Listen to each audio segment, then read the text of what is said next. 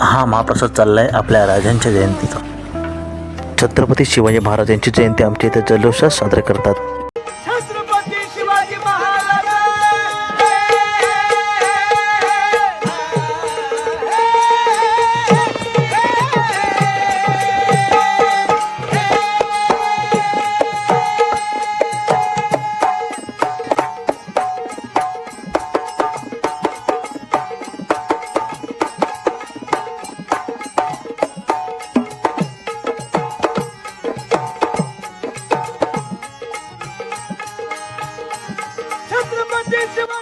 छत्रपती शिवाजी महाराज यांच्या जयंतीनिमित्त यावर्षी आम्ही चित्रकला स्पर्धा, रांगोळी स्पर्धा, असंख्य स्पर्धा राबवतो आमच्या इथे।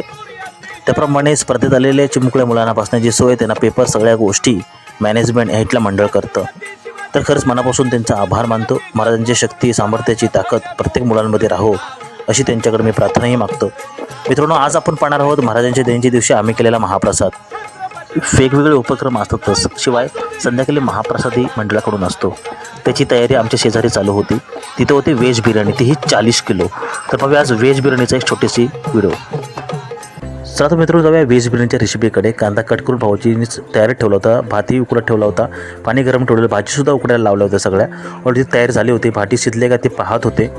त्यानंतर भात शिजून घेतला, एक साईडला उकडवून ठेवला। नंतर भाजीला आपण फोडणी ग्रेव्ही तयार करायला लागते, त्यासाठी गरम मसाले तिने आणूनच ठेवले होते। ते प्रत्येक गरम मसाला ते टाकत होते। बिर्याणी मसाला असेल, गरम मसाला असेल, हळद असेल, तिखट मसाला असेल, अजून स्वादिष्ट काही इतर कोकणातले मालवणी मसाले असतील, असे मसाले मिश्रण बिर्याणीमध्ये टाकून बिर्याणीची एक लहर तयार केली। एक प्रकारची ग्रेव्ही जबरदस्त झाली होती। पुन्हा साडीमध्ये किंवा आमच्या सोसायटीमध्ये सुगंध सुटला होता।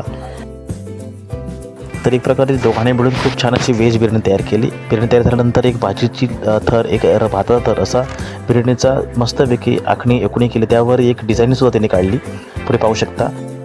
थँक्स, धन्यवाद मित्रांनो, व्हिडिओ शेवटपर्यंत पाहिले त्यासाठी तुमचं मी मनापासून आभार आहे। थँक्यू।